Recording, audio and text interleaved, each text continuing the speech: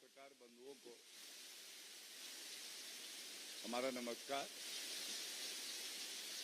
ये प्रेस वार्ता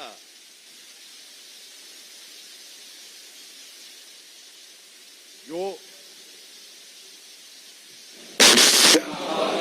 thank you सभी पत्रकार बंधुओं को हमारा नमस्कार। ये प्रेस वार्ता जो कलकत्ता में हमारी बहन के साथ जघन्य अपराध किया गया है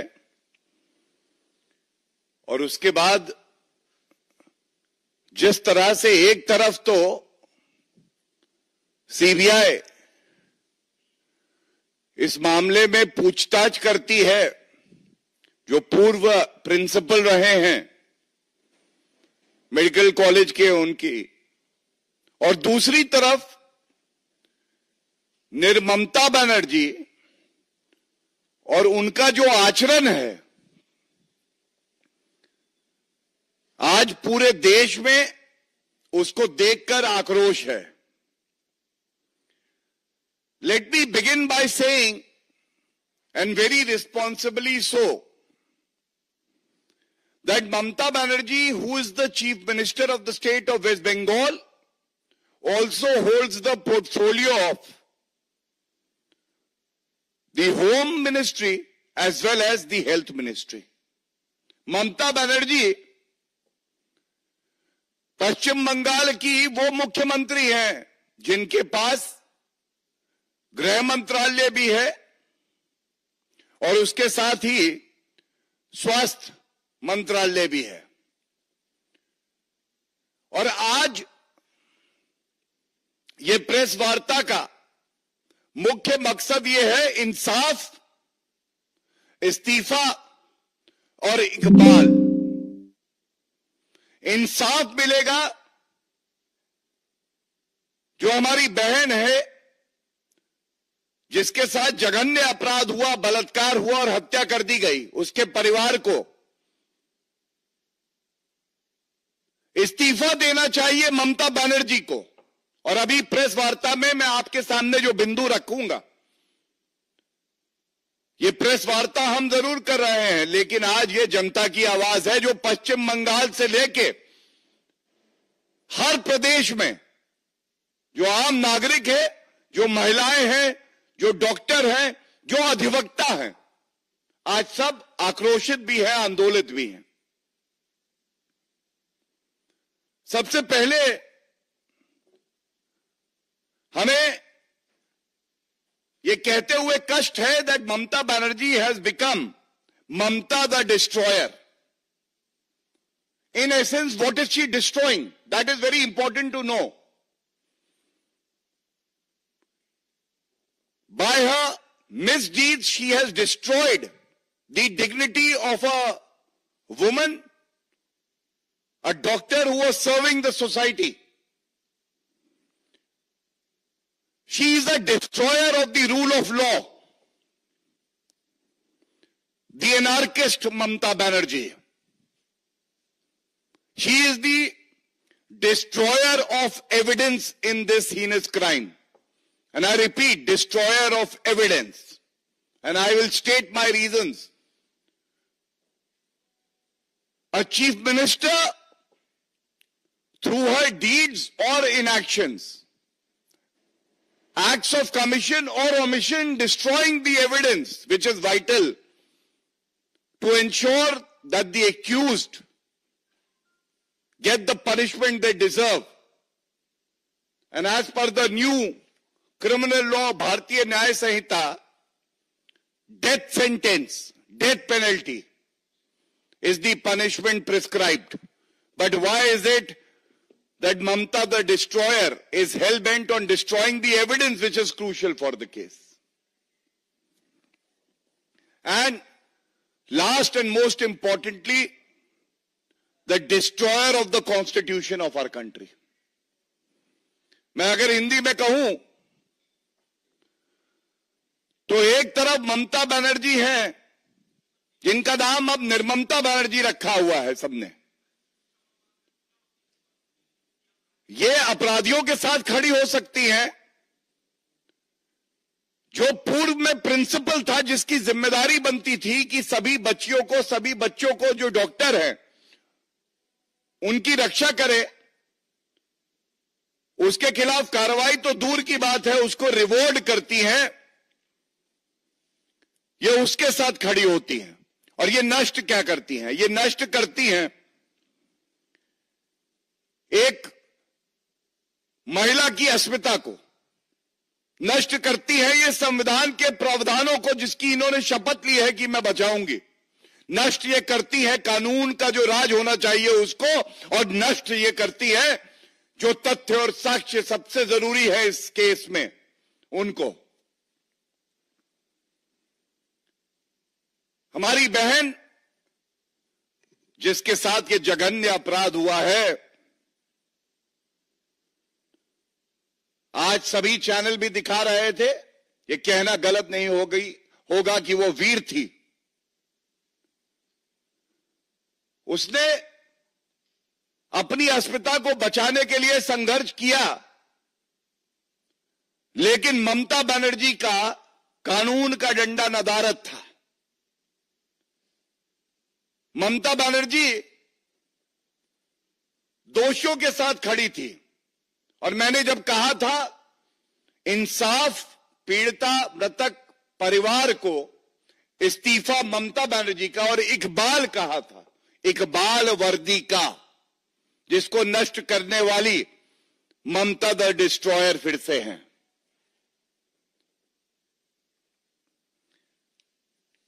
जो रिपोर्ट सामने आ रही हैं, और बड़ी जिम्मेदारी से एक नागरिक होने के नाते, हमारी बहन का भाई होने के नाते, भारतीय जनता पार्टी का प्रवक्ता होने के नाते, और एक वरिष्ठ अधिवक्ता होने के नाते ये सवाल मैं पूछता हूं। ये सवाल मेरे मुख से पूछे जा रहे हैं, लेकिन ये पश्चिम बंगाल की जनता के सवाल हैं। ममता बनर्जी जी, सवाल नंबर 1 आपसे पूछा जाएगा, क्यों आपको कहा जा रहा है डिस्ट्रॉयर ऑफ एविडेंस? हम सब जानते हैं कि जब कोई अपराध घटित होता है तो सबसे ज्यादा महत्वपूर्ण पहले 48 घंटे, जिसको कहा जाता है गोल्डन 48 आवर्स ऑफ इन्वेस्टिगेशन, जिसमें आप प्रमाण इकट्ठे करते हैं, साक्ष्य इकट्ठे करते हैं, और अगर रेप केस है, मर्डर है, तो जो भी ऐसे व्यक्ति हैं जो दरिंदे हैं, उनके हेयर स्ट्रैंड, बाल हो सकते हैं, सीमेन हो सकता है, और भी तथ्य इकट्ठे किए जा सकते हैं। लेकिन देरी का मतलब यह होता है कि प्रोसिक्यूशन, जो कि उस वक्त ममता बनर्जी, क्योंकि गृह मंत्री थी, पुलिस उनकी थी, उनके तत्वाधान में था, उसको कमजोर करने का प्रयास। तो पहला सवाल यह है, ममता बनर्जी, आपका मुझे वक्तव्य याद है, आपने कहा कुछ दिन बाद सीबीआई को मैं जांच ट्रांसफर कर दूंगी अगर मगर। जब ये जघन्य अपराध होने के बाद खबर आती है, त्वरित कार्रवाई करते हुए आपने तुरंत सीबीआई को ये इन्वेस्टिगेशन ट्रांसफर क्यों नहीं करी? ये पहला सवाल है। और हम सबको पता है लापरवाही ऐसी वैसी नहीं, कलकत्ता हाई कोर्ट ने जांच ट्रांसफर करने के आदेश दिए और उसके बाद जांच ट्रांसफर हुई। तो यहां पे ममता द डिस्ट्रॉयर ने जांच जो है वो ट्रांसफर भी नहीं करी। दूसरी बात, पश्चिम बंगाल की पुलिस आपके इशारे पर, आपके आदेश पर जो मृतक पीड़िता का परिवार था उससे झूठ क्यों बोल रही थी? और मैं आपको 2 प्रमाण देता हूं। पहला, कलकत्ता हाईकोर्ट का जो आदेश आया है विवेचना ट्रांसफर करते हुए, उसमें यह बात स्पष्ट लिखी है। और दूसरा प्रमाण यह है, ये कल का वक्तव्य है मृतक पीड़िता की मां का, और क्या कहा है सुनिए इसे। और इसीलिए कह रहे हैं ममता द डिस्ट्रॉयर ऑफ एविडेंस। पहले एक फोन आता है अस्पताल से तो बताया जाता है कि आपकी बेटी बीमार है, वो ये नंबर 1। फिर उसके बाद फोन काट दिया जाता है, मृतक पीड़िता का परिवार दोबारा फोन घुमाता है और उसके बाद उन्हें बताया जाता है कि आपकी बेटी ने आत्महत्या कर ली है, और यही कलकत्ता हाईकोर्ट के जजमेंट में भी लिखा है। इसके बाद परिवार अस्पताल पहुंचता है और 4 घंटे तक करीब जो पहला कॉल आया था उसके 4 घंटे तक 3 घंटे इंतजार कराने के बाद उन्हें अपनी बेटी का जो पार्थिव शरीर है वो भी नहीं देखने को दिया जाता है। ऐसा क्यों है? ये जो 3-4 घंटे थे इसमें कौन से प्रमाण जो है वो नष्ट किए जा रहे थे, ये पूछा जाएगा।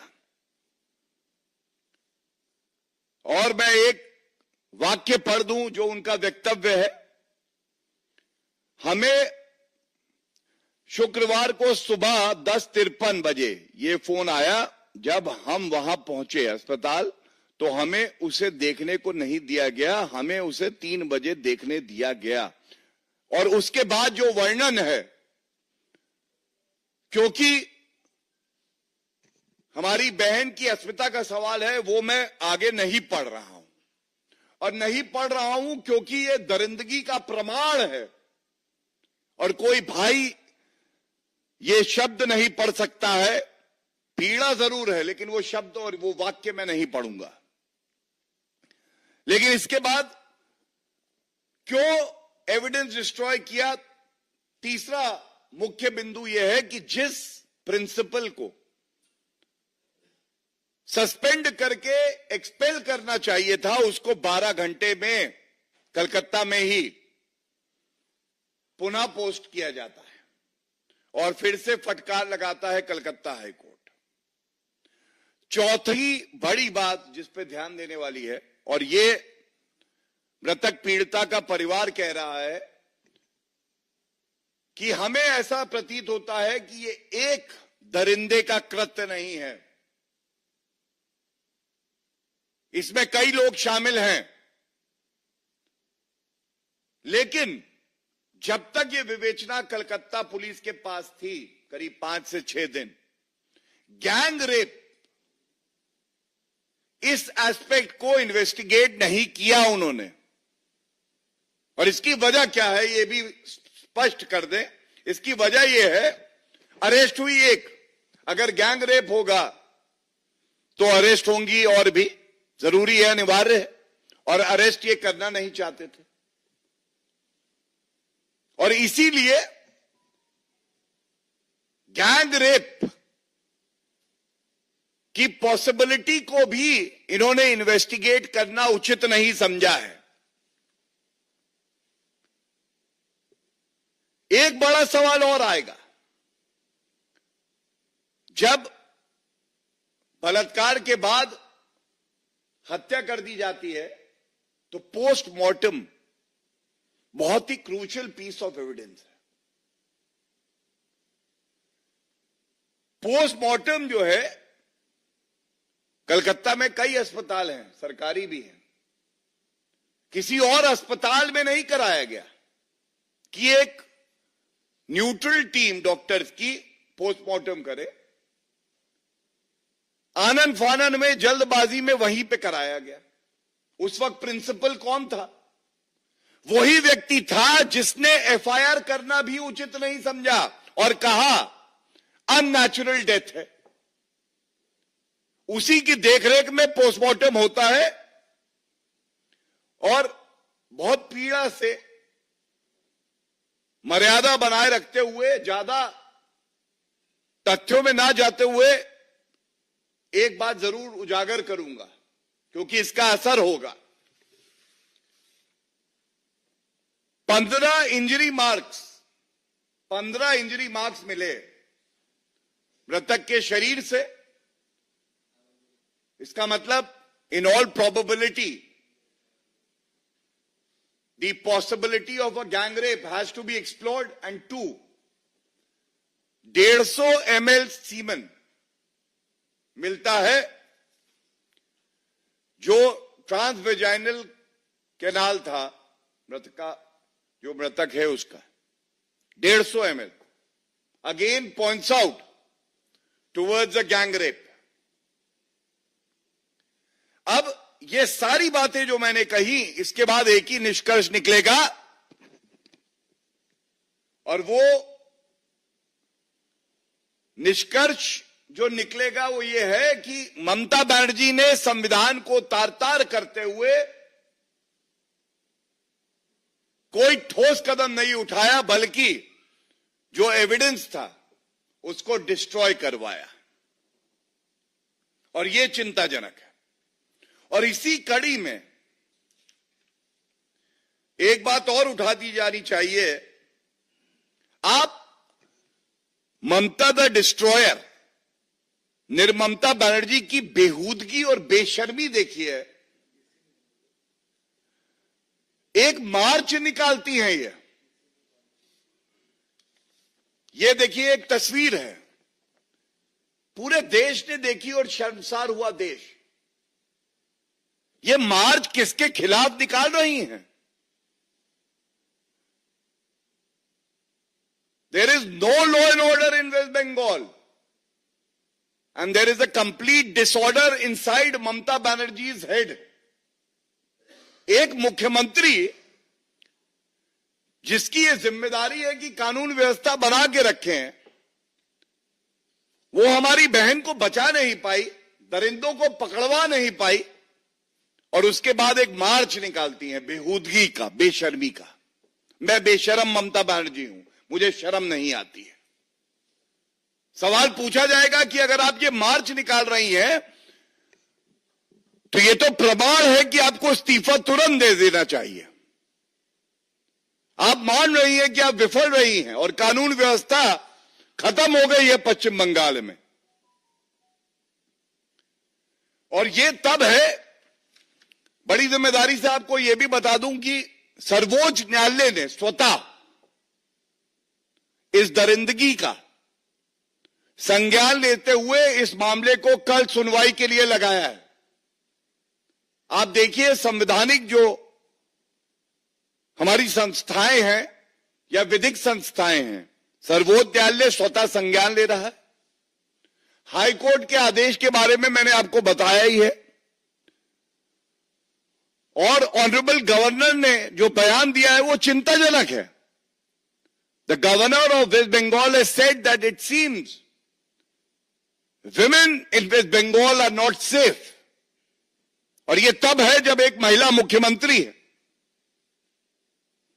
नेशनल कमीशन फॉर वुमेन, उन्होंने नोटिस जारी किया है, लेकिन बेशर्मी की हद यह है कि मैं कुर्सी से चिपकी रहूंगी, इस्तीफा नहीं दूंगी, चाहे मैं पश्चिम बंगाल चला पाऊं, जनता की सेवा कर पाऊं, महिलाओं को सुरक्षित कर पाऊं या नहीं, मैं कुर्सी के साथ बनी रहूंगी।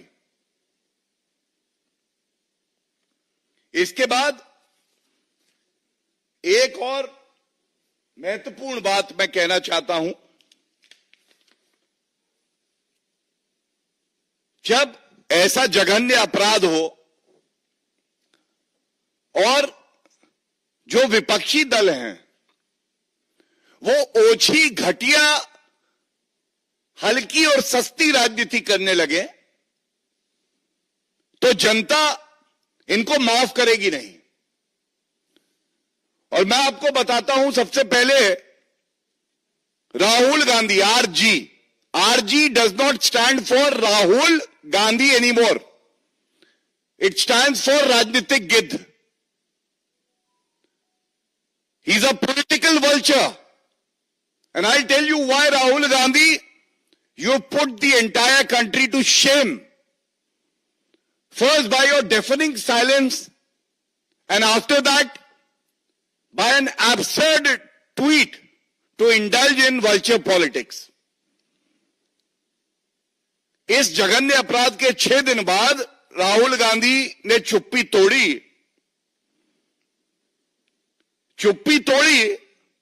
लेकिन उनका एक ट्वीट जो आया उसमें उनको, ये जो राजनीतिक गिद्ध है आरजी, इनकी उड़ान में इन्होंने पहले ये देखा कि अगर मैं ट्वीट कर रहा हूं तो मैं भाजपा शासित राज्यों की महिलाओं के बारे में ट्वीट करता हूं, क्योंकि अगर गैर भाजपा शासित राज्य हैं और उनकी अस्मिता को ठेस लगती है तो वो इतनी महत्वपूर्ण नहीं है, क्योंकि कुछ वोट वहां से मिल जाएं।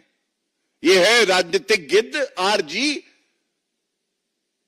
राहुल गांधी। और वो कहते हैं, एक वाक्य पढ़ देता हूं, हाथरस से उन्नाव और कठुआ से लेकर कोलकाता तक महिलाओं के खिलाफ लगातार बढ़ती घटनाओं पर हर दल, हर वर्ग को मिलकर गंभीर विचार विमर्श कर ठोस उपाय करने होंगे। लेकिन राहुल गांधी जी, मैं ओछी घटिया राजनीति नहीं करूंगा, केवल एक बात कहूंगा, ये जो इंडी अलायंस शासित राज्य है इस पर आपने कोई टिप्पणी नहीं करी, और कांग्रेस शासित राज्य भी है, लेकिन अभी मैंने कहा बड़ी जिम्मेदारी से मैं ओछी घटिया राजनीति आपकी तरह करने में सक्षम नहीं हूं, इसलिए इस मुद्दे को मैं हल्का नहीं बनाऊंगा। लेकिन जहां आरजी, वहां पे पीवीजी भी थी। पीवीजी राजनीतिक गिद्ध के भी आगे निकल गई। उनका एक ट्वीट मेरे हाथ में है। उन्होंने कहा है, कोलकाता, बिहार, उत्तराखंड और यूपी में महिलाओं के साथ हुई क्रूरताओं ने पूरे देश को झकझोर कर रख दिया है। आप ध्यान दीजिएगा, फिर से वही ओछी घटिया राजनीति, लड़की हूं, लड़ सकती हूं, लेकिन दिखावा भी करूंगी लड़ने का तो भाजपा शासित प्रदेश हो या मजबूरी ऐसी हो कि जो मुंह में दही जमी है उसको हटाकर बोलना पड़े, तो मजबूरन ये 16 अगस्त का इनका जो है वक्तव्य है। इसके साथ अखिलेश यादव, ये डीएनए वाले हैं, ये बताते हैं कि डीएनए टेस्ट करो, ये विक्टिम शेमिंग करते हैं, पीड़िता को शर्मसार करो। आरोपी है तो वो तो सपा में ही होगा, उसको तो बचाना है, चाहे वो मोहित खान हो, चाहे वो नवाब सिंह यादव हो। तो ये विक्टिम शेमिंग में विश्वास रखते हैं और इसीलिए जनता ने इनको लताड़ा था। ये सत्ता तक पहुंचना चाहते हैं, लेकिन जनता इनको ऐसा सबक सिखाएगी कि ये भूल जाएंगे कि इनके मुंह से डीएनए टेस्ट और डीएनए टेस्ट करो, इस तरह के गैर मर्यादा वाले बयान निकले। इसके बाद एक और चिंताजनक ट्वीट किया जाता है, ये वक्तव्य का ट्वीट है, ये है सुप्रिया सूले का। सुप्रिया सूले क्या कह रही है? ये कह रही है महिला है, दर्द नहीं हो रहा, पत्थर की आंखें लेके आई हैं, आंसू नहीं बहते हैं, जबान भी तभी चलेगी जब कुछ राजनीतिक लाभ हो। कहती है देश भर में ऐसी बहुत सारी घटनाएं होती हैं और हम उन सभी की निंदा करते हैं। जनरलाइज कर दो, डीएनए टेस्ट वाले विक्टिम शेमिंग कर रहे थे, राहुल गांधी, राजनीतिक गिद्ध आरजी, प्रियंका वाड्रा गांधी और सुप्रिया सूले का मोडस ऑपरेंडी ये है, जनरलाइज कर दो। कोई जघन्य अपराध हुआ है तो उसको आम घटना बता दो। देश भर में ऐसी बहुत सारी घटनाएं होती हैं और हम उन सभी की निंदा करते हैं। हमारी जिम्मेदारी खत्म हुई, सुप्रिया सूले ने कह दिया। अब ना आगे कुछ पूछिएगा, ना कुछ बोलने की जरूरत है। हमारी बहन को इंसाफ मिले या ना मिले, इनको कोई उससे फर्क नहीं पड़ता है। तो ये सारे जो मैंने आपके सामने तथ्य पेश किए, इसमें बस एक बात कह के अपनी बात को विराम दूंगा। मैंने डिस्ट्रॉयर ऑफ एविडेंस बोला था, तो ये जो टीएमसी के गुंडे निकले और इन टीएमसी के गुंडों ने जो प्रदर्शनकारी थे, जो संविधान के तहत अहिंसा पूर्वक प्रदर्शन कर रहे थे, इनको डराने का प्रयास किया। तो संविधान की किताब जो दिखाते हैं और पढ़ते नहीं हैं, उन सबसे पूछा जाएगा, संविधान का हनन नहीं हुआ। और वो जो भीड़ तंत्र में जो टीएमसी के प्रथम दृष्टा गुंडे थे, वो मेडिकल कॉलेज में घुसते हैं और वहां पे उपद्रवियों की तरह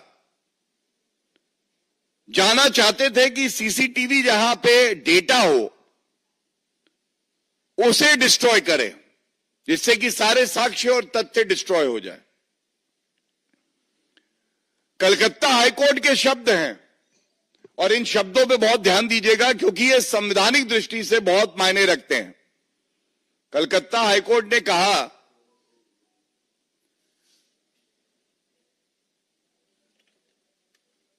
that there has been a complete failure of the state machinery in West Bengal. ये जो फेलियर ऑफ स्टेट मशीनरी है, ये बहुत ही महत्वपूर्ण शब्द हैं और इसमें मैं ज्यादा टिप्पणी इसलिए नहीं करूंगा कि आगे चल के इन्हीं शब्दों पर बहुत कुछ टिका है। जब उच्च न्यायालय एक संवैधानिक कोर्ट ऑफ रिकॉर्ड कहने लगे there has been a complete failure of state machinery, और वो आदेश सबको पढ़ना चाहिए, सभी पत्रकारों को भी पढ़ना चाहिए। ये साफ दर्शाता है कि आज पश्चिम बंगाल में पूरी तरह से कानून व्यवस्था ध्वस्त हो चुकी है और ये चिंताजनक है।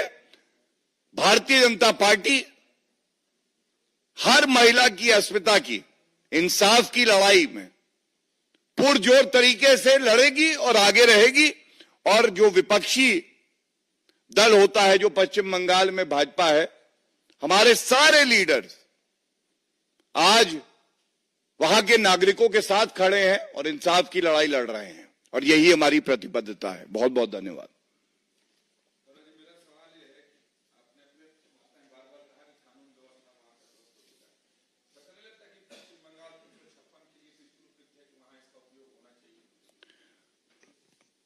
देखिए, आपकी भावना का मैं सम्मान करते हुए, एक प्रवक्ता होने के नाते, अपने क्षेत्र अधिकार में रहते हुए केवल एक बात कहूंगा,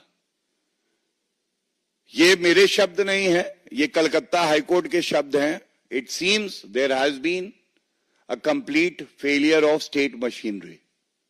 आप सब विद्वान हैं, आप समझ सकते हैं कि कलकत्ता हाईकोर्ट की ये टिप्पणी कितनी महत्वपूर्ण है। और ममता बनर्जी या निर्ममता बनर्जी कहें, उन्हें यह समझ में नहीं आएगा, लेकिन पश्चिम बंगाल की जनता, देश की जनता और आप जैसे सभी पत्रकार समझ गए हैं कि इस टिप्पणी की गंभीरता क्या है।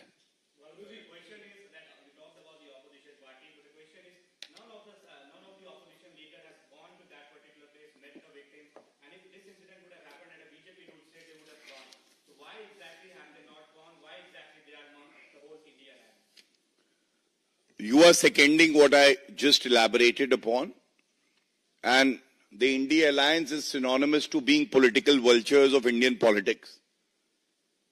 They don't even worry about the dignity of the women of the country. They are only bothered about cheap and petty politics. They indulge in vote bank politics, and that is exactly what RG Rajnitik Gid Rahul Gandhi is doing right now. Priyanka Vadra Gandhi is doing, DNA man Akhilesh Yadav is doing, Supriya Sule, she is doing. all these India alliance partners are indulging in victim shaming or generalizing such a heinous crime that has been committed, but we will ensure that justice prevails, rule of law prevails. One by one, please. Yeah.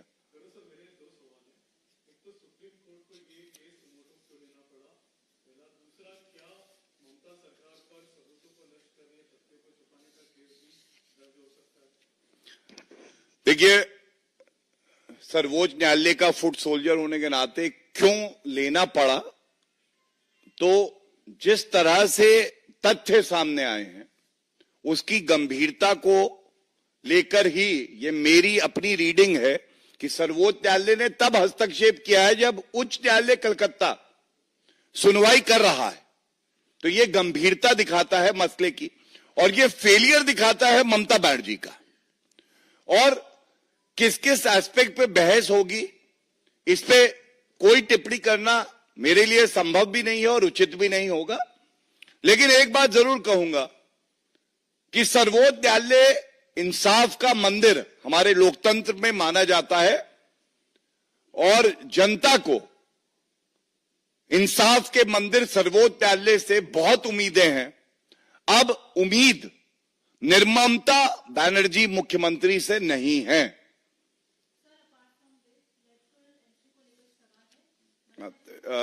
For today, we'll keep it confined to this issue or any other issue that you have on women's security and empowerment. Thank you.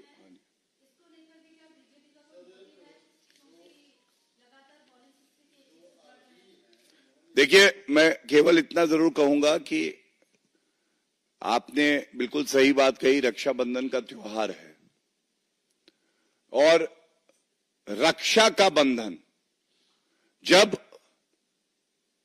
एक महिला मुख्यमंत्री रक्षा कर रही हैं तो वो अपराधियों की कर रही हैं, संरक्षण दे रही हैं तो उस पूर्व प्रिंसिपल का दे रही हैं जो गैर जिम्मेदाराना तरीके से हमारी बहन की रक्षा नहीं कर सका। तो सही मायने में आज पूरा देश पीड़ित है, पूरा देश आज आक्रोशित है, आंदोलित है, और हम लोग तब तक लड़ते रहेंगे जब तक इस बच्ची के परिवार को और सभी बच्चियों को जिसकी भी अस्मिता को ठेस लगी है उनको इंसाफ नहीं मिलता।